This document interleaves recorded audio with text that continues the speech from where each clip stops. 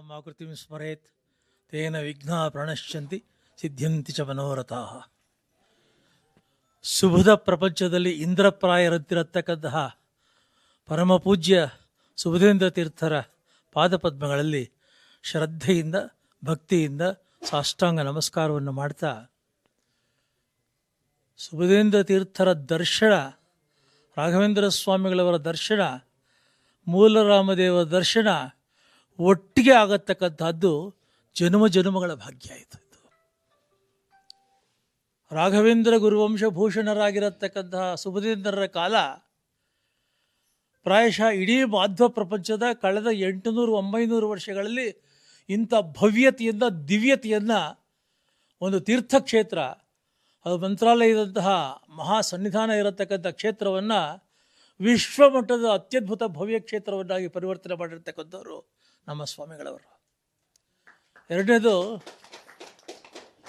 ರಾಘವೇಂದ್ರ ಸ್ವಾಮಿಗಳವರು ನಮ್ಮ ಸುರೇಶಾಚಾರ್ಯದ ಅತ್ಯಂತ ಜಾತಿ ಮತ ಭಾಷೆ ಭೇದ ಭಾವ ಎಂದು ಯಾರು ಭಕ್ತರು ಭಕ್ತಿಯಿಂದ ಬರ್ತಾ ಇದ್ದಾರೆ ಆ ಎಲ್ಲ ಭಕ್ತರಿಗೂ ಕೂಡ ಅನುಗ್ರಹವನ್ನು ಮಂತ್ರಾಕ್ಷತೆ ಮೂಲಕ ಮಾಡ್ತಾ, ರಾಘವೇಂದ್ರರ ಅನುಗ್ರಹಕ್ಕೆ ಅವರ ಪಾತ್ರರಾಗುವ ಹಾಗೆ ಮಾಡ್ತಾ, ಇವತ್ತು ಲಕ್ಷ ಲಕ್ಷ ಜನ ಪ್ರತಿನಿತ್ಯ ಬರತಕ್ಕಂತಹ ಅದ್ಭುತವಾಗಿರತಕ್ಕಂಥ ತೀರ್ಥಕ್ಷೇತ್ರ ಆಗಿದೆ ಮಂತ್ರಾಲಯ.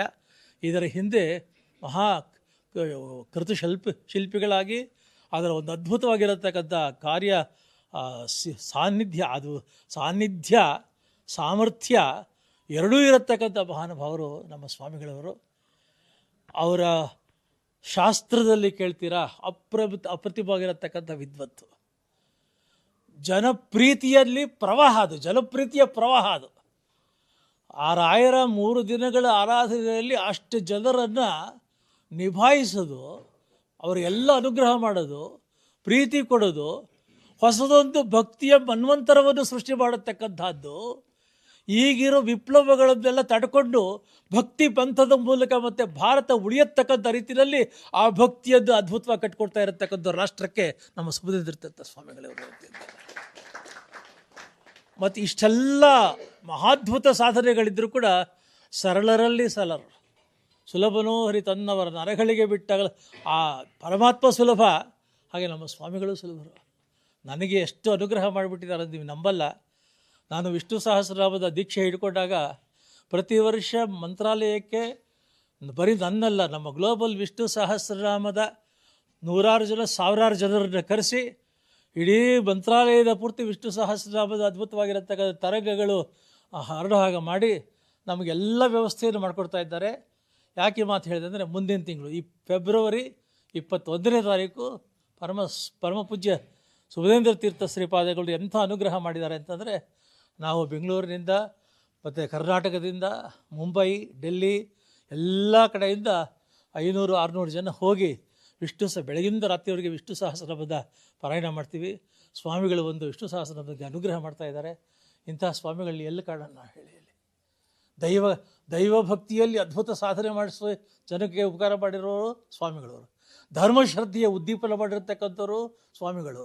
ರಾಷ್ಟ್ರಭಕ್ತಿಯಲ್ಲಿ ಅದ್ಭುತವಾಗಿರತಕ್ಕಂಥ ಮಾಡಿಸಿರ್ತಕ್ಕಂಥವ್ರು ಸ್ವಾಮಿಗಳು.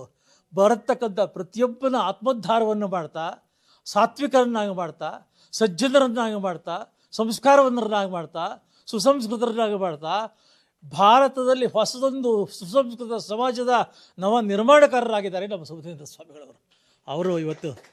ಅವರು ಇಲ್ಲಿಗೆ ಇವತ್ತು ಬಂದಿರತಕ್ಕಂಥದ್ದು ಈ ನಾಡು ಧನ್ಯ ಆಯಿತು. ಗೌಡಗೆರೆ ಅಂತಂದರೆ ವ್ಯಾಸರಾಜ ಮಠ, ರಾಘವೇಂದ್ರ ಸ್ವಾಮಿಗಳ ಮಠಗಳ ಅದ್ಭುತವಾಗಿರತಕ್ಕಂಥ ವೇದ ವಿದ್ವಾಂಸರಿದ್ದಂಥ ನಾಡಿದು. ಇದು ವಿದ್ವಾಂಸರ ಅಗ್ರಹಾರ. ಇದು ಆ ವಿದ್ವಾಂಸರ ಅಗ್ರಹ, ವಿದ್ವಾಂಸರಿಗೆ ತವರು ಮನೆ ಇದ್ದ ಹಾಗೆ. ಆ ವಿದ್ವತ್ ಕುಲ ತಿಲಕರಾಗಿರತಕ್ಕಂತಹ ನಮ್ಮ ಸ್ವಾಮಿಗಳು ಇವತ್ತು ಬಂದು ಅವರೆಲ್ಲ ಆ ಜೀವಿಗಳು ಸಂತೋಷ ಪಡ್ತಾಯಿದೆ. ಗೌಡಗೆರೆಯಲ್ಲಿದ್ದಂಥ ಎಲ್ಲ ವಿದ್ವತ್ ಜೀವಿಗಳು ಸಂತೋಷ ಪಟ್ಟಿದ್ದಾರೆ. ರಾಮಕೃಷ್ಣ ಕವಿತಾ ಒಂದೇ ಅಂತ ಹೇಳಬೇಕೆಂದರೆ, ಪರಮಾತ್ಮ ದುಡ್ಡು ಕೊಡ್ತಾನೆ, ಕಾಸು ಕೊಡ್ತಾನೆ, ಭಾಗ್ಯ ಕೊಡ್ತಾನೆ, ಸೌಭಾಗ್ಯ ಕೊಡ್ತಾನೆ, ಎಲ್ಲ ಸಿರಿ ಸಂಪದ ಕೊಡ್ತಾನೆ. ಆದರೆ ಕೊಟ್ಟಿದ್ದನ್ನು ಯಾಕೆ ವಿನಿಯೋಗ ಮಾಡಬೇಕು, ಹೇಗೆ ವಿನಿಯೋಗ ಮಾಡಬೇಕು, ಅದಕ್ಕೆ ನಿದರ್ಶನ ಆಗಿದ್ದಾರೆ. ಅವ್ರಿಗೂ ಪರಮಾತ್ಮ ಪರಮಾನುಗ್ರಹ ಮಾಡಲಿ ಅಂತ ಹೇಳ್ತಾ ನಮ್ಮ